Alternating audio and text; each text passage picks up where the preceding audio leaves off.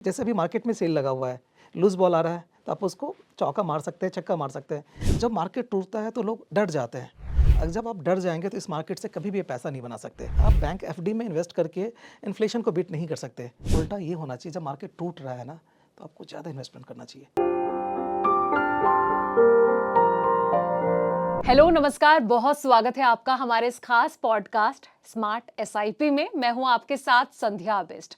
दोस्तों, आज हम एसआईपी को लेकर बात करने वाले हैं, लेकिन आज जो मुद्दा है वो थोड़ा हटके है, क्योंकि बाजार की सिचुएशन से जोड़कर इसे देखने वाले हैं, क्योंकि उतार चढ़ाव की स्थिति लगातार हम मार्केट में देख रहे हैं।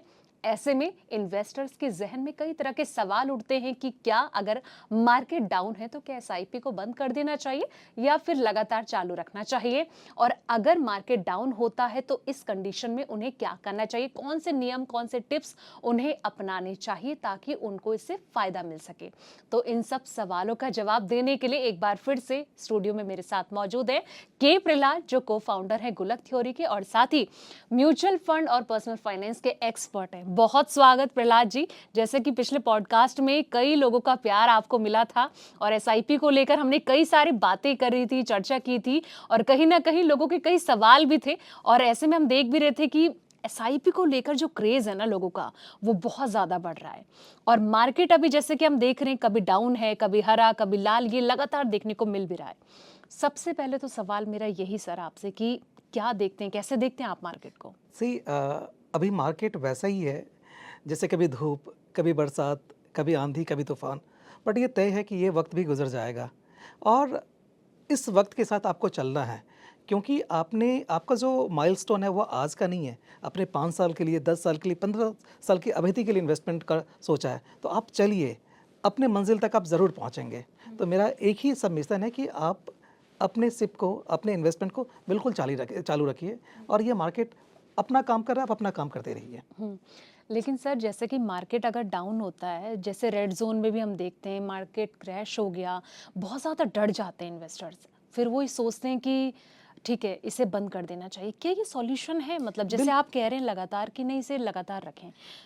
आप सेल में क्या करती हैं? सेल में शॉपिंग करती हैं या जब सेल नहीं लगा रहता है तब आप से शॉपिंग करती हैं? ऑफ कोर्स, जब सेल लगी रहती है तो क्यों हर कोई करते हैं? जाता है। क्योंकि आपको डिस्काउंट पे मिलता है। अभी मार्केट में सेल है, आपको ज़रूर इन्वेस्ट करना चाहिए। जब सेल नहीं था तो आप महंगे यूनिट्स ले रहे थे, आज सेल लगा हुआ है, पहले 100 रुपये का 1 यूनिट्स मिलता था, आज 100 रुपये का 2 यूनिट्स मिल रहा है। तो आपको ज़रूर इन्वेस्ट करना चाहिए और इन्वेस्टमेंट जारी रखनी चाहिए आपको। सी रन तभी आप बना सकते हैं जब आप पिच पे टिके हुए हैं। अगर आप पिच पे टिके नहीं हैं ना तो आप रन नहीं बना सकते। अगर आप पिच पे टिके हैं, कोई जैसे अभी मार्केट में सेल लगा हुआ है, लूज़ बॉल आ रहा है तो आप उसको चौका मार सकते हैं, छक्का मार सकते हैं। अगर मार्केट बहुत तेज़ है तो आप उस पे आप टिके रहिए, तो आप अपनी मंज़िल तक ज़रूर पहुँचेंगे आप। लेकिन सर, आप कह रहे हैं ना कि जो सेल वाली अभी आप एक एग्जांपल दे रहे थे, लेकिन आप सोचिए ना, रेड जोन में ये सेल का क्या कनेक्शन है? मतलब आप कह रहे हैं कि डबल यूनिट्स बनने के चांसेस रहते हैं, कैसे मतलब? सी आप ये देखिए कि मार्केट है, मार्केट का काम है कभी ऊपर, कभी नीचे, कभी हरा, कभी ग्रीन, राइट? और ये एक मार्केट का फेनोमेनन है कि भैया जब मार्केट चलता है ना तो सारे लोग उस पे इन्वेस्टमेंट करते रहते हैं। जब मार्केट टूटता है तो लोग डर जाते हैं। जब आप डर जाएंगे तो इस मार्केट से कभी भी पैसा नहीं बना सकते। आपको इस मार्केट में टिके रहना है, तभी आप इस मार्केट से पैसा बना सकते हैं, अदरवाइज आप नहीं बना सकते। लेकिन आप ये सोचिए ना कि जो न्यू बिगिनर होगा, उसने एकदम नया नया पैसा एसआईपी में डाला और मार्केट बिल्कुल डाउन चला गया, उस कंडीशन में तो बहुत घबरा जाए। बिल्कुल, बिल्कुल सही बात है और घबराना भी चाहिए, ऐसा नहीं है। तो आप जब भी इन्वेस्टमेंट के बारे में सोचते हैं, तो पहले आप अपना मंज़िल तय कीजिए कि आप ये पूछिए कि मैं इन्वेस्टमेंट क्यों कर रहा हूँ? किस अवधि के लिए कर रहा हूँ? और हमारा पर्पस क्या है? जब तक ये 3 क्लियर नहीं होगा ना, तब तक आप इन्वेस्टमेंट नहीं कर सकते। घबराता वही है जिनको ये नहीं पता कि इन्वेस्टमेंट का पर्पस क्या था। आज लास्ट 30, 40, 50 ईयर्स से देख लीजिए, कभी भी मार्केट बिल्कुल स्ट्रेट लाइन में नहीं चला है। कभी ऊपर, कभी नीचे, कभी ऊपर, कभी नीचे, कभी हरा, कभी नीला, कभी पीला। ये मार्केट का फिनोमेनन है। तो आप ऑलवेज़ इन्वेस्ट कीजिए, आप मार्केट को मत देखिए, आप अपना काम करते रहिए। हम्म लेकिन सर जैसे कि हम पहले भी जब पॉडकास्ट करते रहे हैं एसआईपी को लेकर, म्यूचुअल फंड को लेकर हमने कई बार बातचीत की है। आप ना एक चीज़ पर जोर देते हैं, हाँ आप एग्री हो जाएंगे कि हाँ मैं इस चीज़ पर तो जोर देता हूँ, वो ये कि लॉन्ग टर्म इन्वेस्टमेंट होना बहुत ज़रूरी है। क्या आप मानते हैं कि अगर मार्केट डाउन हो रहा है, जो जिन्होंने लॉन्ग टर्म के लिए निवेश किया है वो थोड़ा फायदे में रहते हैं? बिल्कुल फ़ायदे में क्यों रहता है कि अगर मान लेते हैं कि अगर आज मार्केट चल रहा होता और रिटर्न से जो आपकी एक्सपेक्टेशंस ज़्यादा थी, जितनी एक्सपेक्टेशन थी उससे ज़्यादा रिटर्न दे रहा होता तो क्या आप उससे एग्ज़िट करते हैं? नहीं एग्ज़िट करते हैं, क्योंकि आपने गोल बना रखा है कि मुझे 10 साल के बाद अपने घर को खरीदने के लिए मुझे पैसा चाहिए, राइट? तभी आप एग्ज़िट नहीं करते। अगर आज मार्केट नीचे है तो आपके पास अपॉर्चुनिटी है ज़्यादा इन्वेस्ट करने का, ताकि जो चीज़ आप महंगे रेट पे खरीद रहे थे आज वो सस्ते रेट पे खरीद रहे हैं, यानी नंबर ऑफ़ यूनिट्स आपके बढ़ेंगे। तो ऑलवेज़ आप इन्वेस्टमेंट करते रहिए, बीच में मत रुकिए, क्योंकि गोल आपका 10 साल का है, 2 महीने 3 महीने का नहीं है। ये जो वक्त है ना, ये आराम से गुजर जाएगा। सी वक्त की यही खासियत है कि वक्त कैसा भी हो ना, वो गुजर जाता है। आप अपने निवेश के साथ चलते रहिए, मार्केट को मत देखिए। मार्केट जब लगता है कि मार्केट में सेल है तो निवेश को बढ़ाइए, मार्केट में जब सेल नहीं है तो आप थोड़ा थोड़ा परचेज करते रहिए, अपने मंथली हिसाब से परचेज करते रहिए। सर एसआईपी बेस्ट है?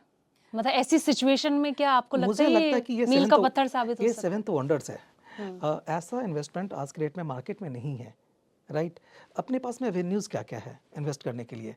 बैंक एफडीज़ है, आरडीज़ है, पीपीएफ है, एनएससी है एंड म्यूचुअल फंड्स है, राइट? अगर आप सबसे कंपेयर करते हैं, बैंक एफडीज़ में क्या रिटर्न है? 6 से 7% है। पीपीएफ में क्या है? 7% है। एनएससी में क्या है? 7% है। म्यूचुअल फंड ही एक ऐसा इंस्ट्रूमेंट है वो 12 जो आपको लंबी अवधि में 12 से 15% रिटर्न दे सकता है। आप डेट फंड में इन्वेस्ट करके, यानी आप बैंक एफडी में इन्वेस्ट करके इन्फ्लेशन को बीट नहीं कर सकते। पीपीएफ में इन्वेस्ट करके आप इन्फ्लेशन को बीट नहीं कर सकते। अगर आपको इन्फ्लेशन को बीट करना है तो आपको इक्विटीज़ में ही इन्वेस्ट करना पड़ेगा, जहाँ पे आप इन्फ्लेशन से ज़्यादा रिटर्न बना सकते हैं। सर जैसे कि आपने कहा कि इन्फ्लेशन को बीट करने के लिए इक्विटी में ही इन्वेस्टमेंट किया जाना चाहिए, लेकिन कहीं ना कहीं ये होता है ना कि मार्केट की कंडीशन पर भी तो ये डिपेंड होता है। अब जैसे आप कंपैरिजन करें बाकी जो जितने भी आपने ये स्कीम्स जो गिनाई हैं कि अगर आपको एफडी में इन्वेस्ट करना है तो 6 से 7% का रिटर्न तो ये मैक्स है, इतना तो पता है। लेकिन अगर वो मान लीजिए कि इक्विटी में इन्वेस्ट कर रहा है लेकिन मार्केट डाउन है तो फिर थोड़ा सा तो झंझट वाली सीन तो रहेगा ना? नहीं, और होनी भी चाहिए। सी घबराना एक अच्छी बात है, लेकिन आपको जो प्रोडक्ट है, जो जिस म्यूचुअल फंड पे आप इन्वेस्ट कर रहे हैं, उसकी फ़िलॉसफ़ी को भी आपको समझना चाहिए। मार्केट के को भी समझना चाहिए, थोड़ी स्टडी भी करना चाहिए आपको कि जिस प्रोडक्ट में आप पैसा इन्वेस्ट कर रहे हैं, वो पैसा कहाँ इन्वेस्ट हो रहा है। अगर आपको ये समझ में आ गया ना, तो फिर आप कभी घबराएँगे नहीं। घबराते वो हैं जो सिर्फ़ इन्वेस्ट करके सिर्फ मार्केट को देखते रहते हैं। आपको मार्केट से मतलब नहीं रखना है। आपका जो फंड मैनेजर है, आपको उसे देखना चाहिए। जो आपके एडवाइज़र है, उनसे कंसल्ट करते रहना चाहिए कि क्या मार्केट कैसा चल रहा है, क्या चल रहा है, हमें अभी इन्वेस्ट करना चाहिए। हो सकता है कि कभी जब आपने इन्वेस्ट किया हो, उस समय वो सेक्टर बहुत अच्छा चल रहा हो, लेकिन आज नहीं चल रहा है।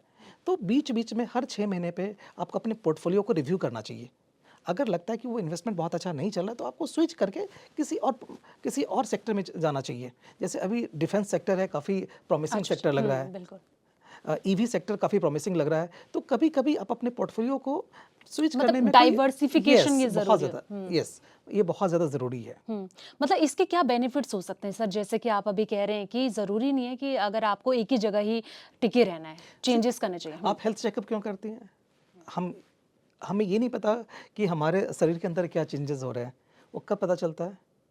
जब हम हेल्थ चेकअप करवाते हैं, राइट? तो अगर आपका जो फंड है बहुत अच्छा रिटर्न नहीं दे रहा है, तो अपने एडवाइज़र के साथ बैठिए, उनसे डिस्कस कीजिए कि जिसमें हमने निवेश किया हुआ है, वो क्यों नहीं परफ़ॉर्म कर पा रहा है।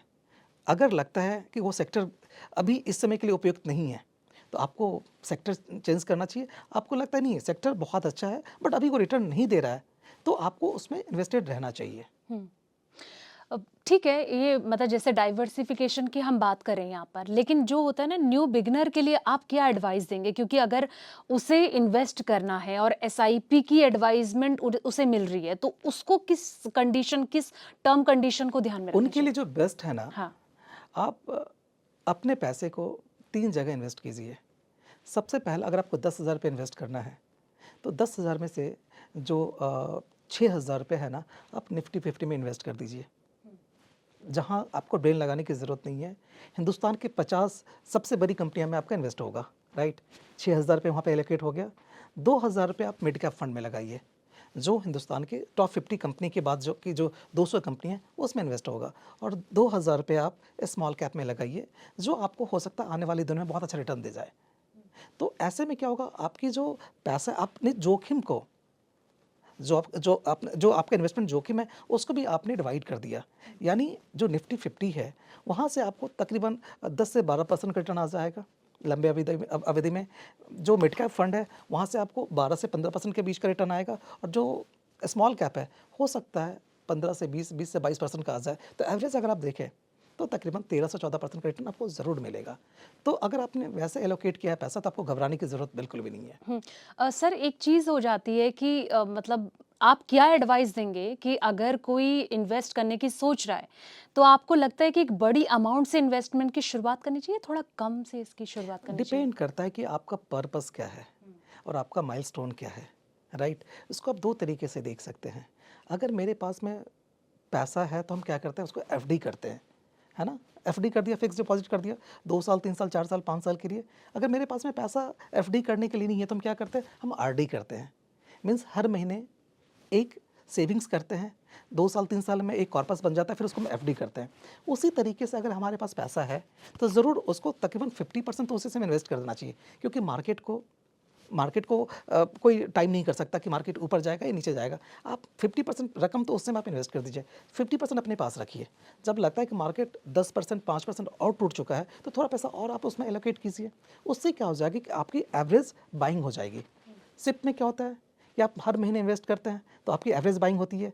किसी महीने यूनिट्स एक्स अमाउंट मिलता है, किसी महीने x+2 अमाउंट मिलता है, किसी महीने x+5 यूनिट्स मिलता है। तो उसी तरीके से जब आप इकट्ठा पैसा इन्वेस्ट करते हैं तो 50% कीजिए और उसके बाद धीरे धीरे आप उसमें एलोकेट करते रहिए। जैसे कि आपने ये चीज़ तो बता दी, लेकिन सर कई बार ऐसा होता है ना कि निवेशक, जैसे कि हम बात भी कर रहे हैं कि अगर मार्केट, देखिए बहुत सालों से ना ये चली आई है कि जैसे कोविड के टाइम पे हमने देखा था कि क्रैश हो गया था मार्केट। बहुत सारे टर्म कंडीशन ऐसे भी आए थे कि जब मार्केट डाउन हुआ है, बहुत ज़्यादा निवेशक डरे हैं, उस टाइम पे हाहाकार मचा है। अभी हमने देखा था टैरिफ वॉर के टाइम पे बिल्कुल ट्रम्प जी ने तो बिल्कुल अनाउंसमेंट करी और उसके बाद मार्केट किस तरीके से अच्छे से मतलब टूटा था। तो ऐसे में निवेशक क्या है कि काफ़ी ज़्यादा घबरा भी गए हैं। जो मतलब पुराने इन्वेस्टर हैं, देखो उन्हें तो आइडिया होता है, जैसे कि आपने स्टडी की बात करी कि जो जितना ज़्यादा स्टडी करता रहेगा उसे उतनी चीज़ें समझ आती रहेगी। लेकिन एक नया इन्वेस्टर के लिए बड़ा टफ सिचुएशन हो जाती है। तो ऐसे में लॉन्ग टर्म की ही सलाह देंगे या फिर मिड या स्मॉल कैप में भी उसे आजमाना चाहिए आप? सबसे पहले हमें ये देखना चाहिए कि हम अपने पैसे पे कितना रिस्क लेते हैं। अगर रिस्क ज़्यादा लेंगे तो रिवार्ड आपको ज़्यादा मिलेगा, रिस्क कम लेंगे तो रिवार्ड भी आपको कम मिलेगा। अगर आपके पास में नज़रिया है, अगर तकरीबन 7 से 10 साल का नज़रिया है तो आप शॉर्ट टर्म में जाइए, तब आप स्मॉल कैप में जाइए। अगर आपके पास में 7 से 10 साल का नज़रिया नहीं है, आपको 5 से 7 साल का इन्वेस्ट करना है, तो आप मिड कैप में जाइए। और 3 से 5 साल का आपका नज़रिया है तो आप लार्ज कैप में जाइए। लार्ज कैप में आपको एप्रिशिएशन है लेकिन थोड़ा सा कम है, but mid cap small cap में तभी आप इन्वेस्ट कीजिए जब आपके पास में कम से कम 7 से 10 साल का नज़रिया हो, टाइम फ्रेम हो। अगर वो नहीं है तो आप बिल्कुल भी मत इन्वेस्ट कीजिए। सर आपको लगता है कि रेड जोन में, मतलब डाउन मार्केट में, एक इन्वेस्टर के लिए अच्छा मौका होता है, सुनहरा मौका मानेंगे आप? बहुत बड़ी गोल्डन चांसेस। यस, बहुत बड़ी अपॉर्चुनिटी होती है। जैसा मैंने बताया कि सेल में अगर सेल लगा हो शॉपिंग मॉल में तो आप ज़्यादा से ज़्यादा सेल भी करते हैं और पैसे भी बचाते हैं। ऐसा होता है ना। उसी तरीके से जब भी मार्केट टूटे तो आपके लिए एक न्यू अपॉर्चुनिटी है इन्वेस्ट करने का। जो चीज़ कल 100 रुपये का मिल रहा था आज 70 रुपये का मिल रहा है तो 30% तो आपने वहीं बचा लिया ना। तो जब भी ऐसा आए और आपका लॉन्ग टर्म का नज़रिया, तो आपको ज़रूर इन्वेस्ट करना चाहिए। अच्छा, आपको क्या लगता है कि लॉन्ग टर्म की जब भी बात होती है तो कितने टाइम ड्यूरेशन के लिए एटलीस्ट इतना माइंडसेट बना के चलना चाहिए कि इतने टाइम तक तो आपको करना चाहिए? लॉन्ग टर्म का कोई ऐसी फिलॉसफी नहीं है। कोई किसी के लिए 5 साल भी लॉन्ग टर्म है, किसी के लिए 3 इयर्स भी लॉन्ग टर्म है, किसी के लिए 20 इयर्स भी लॉन्ग टर्म है। सबसे पहले ये देखना है कि आपका पर्पस क्या है इन्वेस्ट करने का। क्या आपका रिटायरमेंट है, आज आप 30 के हैं, 60 में आपको पैसा चाहिए रिटायरमेंट के लिए, तो आपके लिए 30 ईयर्स लॉन्ग टर्म हो गया। बट अगर कोई 50 का है, 60 में उसको चाहिए पैसा, तो उनके लिए 10 ईयर्स का लॉन्ग टर्म हो गया। तो सबसे पहले आप ये देखिए कि आप पर्पस क्या है आपको इन्वेस्ट करने का, आपका माइलस्टोन क्या है, माइलस्टोन के हिसाब से आप इन्वेस्ट कीजिए। आप लॉन्ग टर्म शॉर्ट टर्म मत देखिए, आप ये देखिए कि क्या जिस पर्पस के लिए हम इन्वेस्ट कर रहे हैं वो फुलफिल कितने दिनों में होगा, आप उस पे जाइए प्लीज़। जब भी फंड्स की बात आती है तो कहीं ना कहीं म्यूचुअल फंड का जिक्र ना हो, ऐसा भला कैसे हो सकता है? जैसे कि हम बात भी कर रहे थे ऑफ कैमरा, तो इसको कैसे देखते हैं सर आप? जैसे क्योंकि म्यूचुअल फंड की बात हो तो जब भी फंड की बात है एसआईपी तो बेस्ट रहता है, कई एडवाइस भी करते रहते हैं लोग, इसको कैसे देखते हैं? म्यूचुअल फंड सही है, लेकिन कौन सा सही है ये आपको कौन बताएगा? दो तरीके हैं, या तो आप पढ़िए म्यूचुअल फंड्स के बारे में, समझिए, उसके बाद इन्वेस्ट कीजिए, या दूसरा जो मार्केट में एडवाइज़र बैठे हैं, जो एमफी रजिस्टर्ड एडवाइज़र है, आप उनसे सलाह लीजिए, वो आपको बताएंगे। क्योंकि हिंदुस्तान में तकरीबन 200 फंड्स है। अब आपके लिए कौन सा फंड है ये कैसे हम देखेंगे? वो जो सलाहकार है वो आपको अच्छे से समझाएंगे, आप उनकी मदद लीजिए। जब आप बिगिनर हो तो ज़रूर आप उनकी मदद लेनी चाहिए, ताकि आप अपने माइलस्टोन को आराम से नेविगेट करके आप वहाँ पे पहुँच सकते हैं। लेकिन सर जैसे कि आपने कहा कि ऑफ कोर्स जो एक्सपर्ट होते हैं उनकी सलाह आपको लेनी चाहिए। ठीक है, अगर वो एसआईपी में इन्वेस्ट कर रहे हैं, उन्हें कोई एडवाइस करे कि आप एसआईपी में ही पैसा लगाएं, लेकिन ऐसी सिचुएशन आ जाती है कि कभी वो उतनी अमाउंट नहीं दे पाते हैं, तो उस कंडीशन में उसे क्या चीज़ फेस करनी पड़ती एसआईपी की खूबसूरती क्या है कि आज आपने 10,000 रुपये महीने से स्टार्ट कर लिया, राइट? अभी मई का महीना चल रहा है, जून जुलाई अगस्त सितंबर तक आपने इन्वेस्ट किया, अक्टूबर में ऐसा लगा कि यार हम इस महीने इन्वेस्ट नहीं कर सकते। हाँ। जो भी आपकी फाइनेंशियल रीज़न हो, तो आप वहाँ पे पॉज भी कर सकती है, आप स्टॉप भी कर सकती है। फिर 2 3 4 5 महीने जब भी आपको लगता है अब मेरे पास पैसा आ गया, आप फिर से उसको रीस्टार्ट कर सकते हैं। तो ये खूबसूरती है एसआईपी की। ऐसा कुछ भी नहीं है कि अगर आपने स्टार्ट कर दिया तो उसको आप स्टॉप नहीं कर सकते, क्लोज नहीं कर सकते, आपको जारी रखना है, ऐसा कुछ भी नहीं है। यही खूबसूरती है एसआईपी की। मतलब ये चीज़ है कि अगर वो बंद करना चाहें कुछ टाइम के लिए स्टॉप कर सकते हैं, लेकिन उसके बाद पॉज बटन उसमें है, हाँ। आप कभी भी पॉज कर सकते हैं। और आपके पास में एक्स्ट्रा पैसा आ गया, जैसे मार्च में अभी आपके पास अगर बोनस आ गया है, तो आप उस बोनस को उसमें बढ़ा के, जहाँ पे आपने 10,000 का एक्सेप्ट कर रहे थे, आप उसको 20,000 रुपये कर दीजिए। तो सारे सर ये रिस्क रिवॉर्ड की जो हम हमेशा बात करते हैं, रिस्क रिवॉर्ड का जो ट्रिक समझ जाए तो उसको इन फ्यूचर कितना बेनिफिट्स होते हैं? रिस्क रिवॉर्ड का मतलब ये हो गया कि अगर मार्केट टूटा हुआ है, तो नॉर्मली लोग करते हैं क्या है कि एग्जिट कर जाते हैं मार्केट से, राइट? आपको एग्जिट बिल्कुल नहीं करना है, आपको अपने इन्वेस्टमेंट को बढ़ाना है। मैं ऐसा क्यों कहता हूँ कि लास्ट 30 40 50 ईयर्स का आप ट्रेंड देखेंगे ना, तो ये दो चीज़ कंफर्म है, इंसान और मार्केट हमेशा ऊपर ही जाता है ना?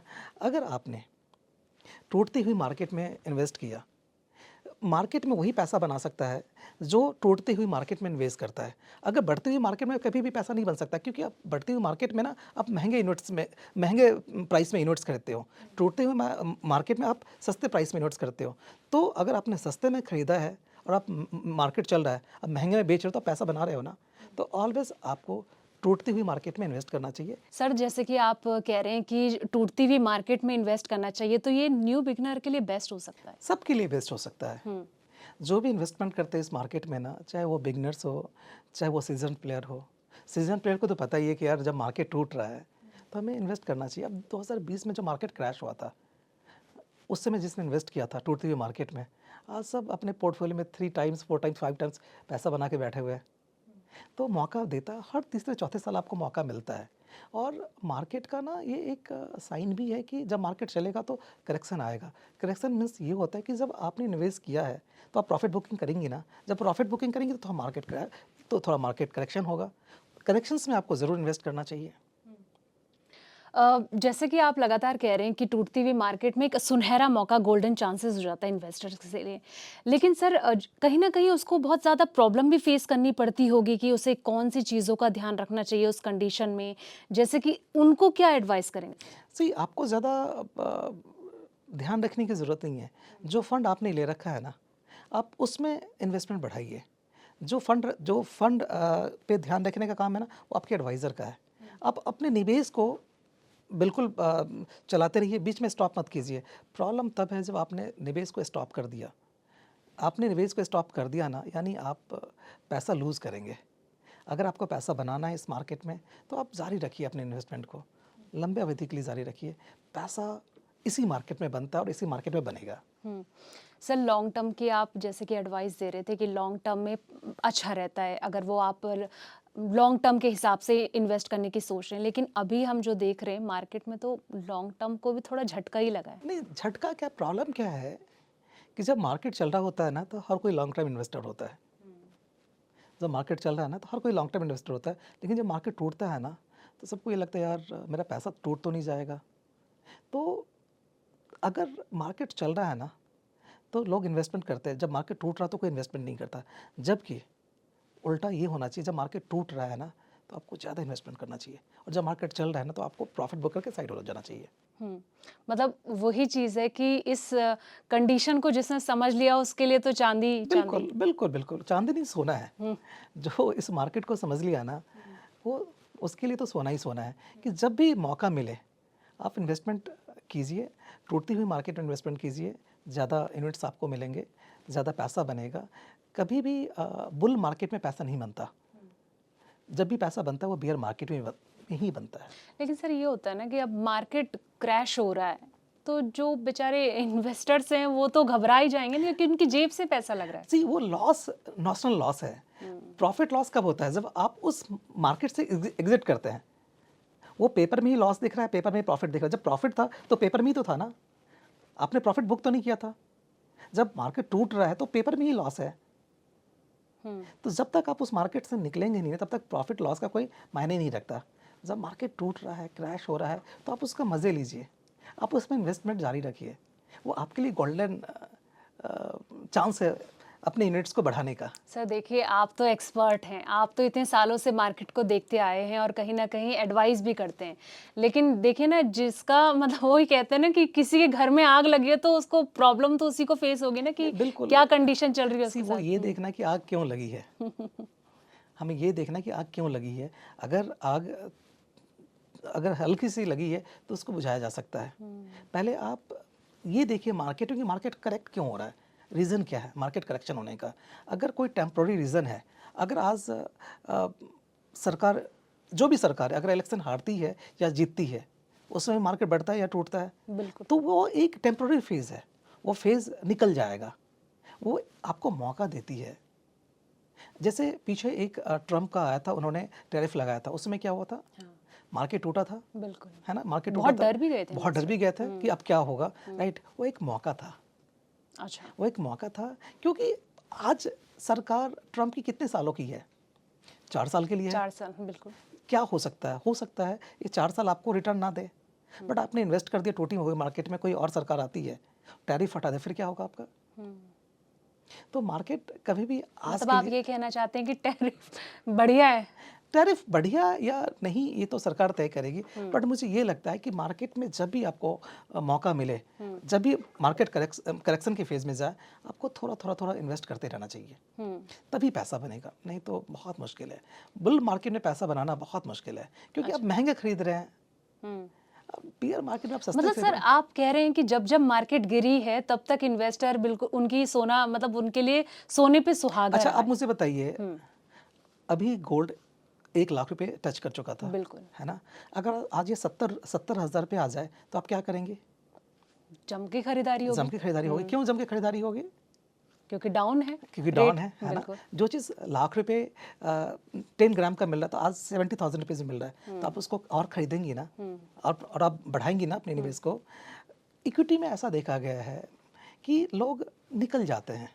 हाँ। जो चीज़ आप लाख रुपए का मिल रहा था, 70,000 रुपये का मिल रहा है, तो आप वहाँ पे इन्वेस्ट करेंगे, आप इन्वेस्टमेंट को बढ़ाएंगे। बट यहाँ पे लोग करते नहीं हैं। यहाँ पे कहते हैं 70,000 लेके निकल जाओ, पता नहीं नीचे तो नहीं चला जाएगा।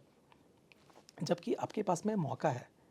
जो चीज़ आपने लाख रुपए का खरीदा था, 70,000 रुपये का आप खरीदोगे ना, 30% सेल पे ले रहे हो। भाई ये तो कंफर्म है कि आप 70,000 से लाख तो जाएगा ही जाएगा। जब जाएगा तो 70,000 से लाख की जर्नी में 30% तो आपने ऐसे ही बना लिया। तो जब भी मौका मिले आपको ज़रूर इन्वेस्ट करना चाहिए। प्रहलाद जी, एक आखिरी सवाल मैं आपसे ये चाहूँगी कि हमारे दर्शकों को बताएं कि ऐसी सिचुएशन में जब मार्केट डाउन हो तो कौन सी बारीकियां हैं, कौन सी बातें हैं, कौन सी टिप्स हैं जो 3 से 4 टिप्स आप देना चाहेंगे और उन्हें ध्यान रखना चाहिए ताकि वो फॉलो कर सकें? मुझे ऐसा लगता है कि 4 पीज़ पे आपको फोकस करना चाहिए।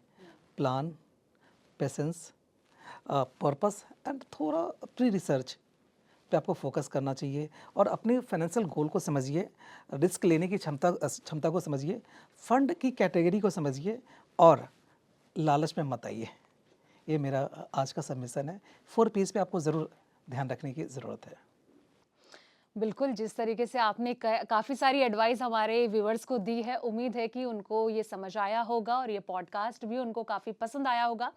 देखिए कोई भी आपके ज़हन में अगर सवाल है तो आप कमेंट सेक्शन में जाके ज़रूर अपना सवाल रख सकते हैं। उम्मीद है कि प्रहलाद जी आपके सभी सवालों का जवाब दे सकें। फिलहाल इस पॉडकास्ट में इतना ही। प्रहलाद जी, आपको भी बहुत शुक्रिया और जो दर्शक इस वक्त हमें देख रहे हैं, उनको भी बहुत-बहुत शुक्रिया इस पॉडकास्ट को देखने के लिए। फिर मिलते हैं अगले पॉडकास्ट में नए टॉपिक के साथ। तब तक के लिए नमस्कार।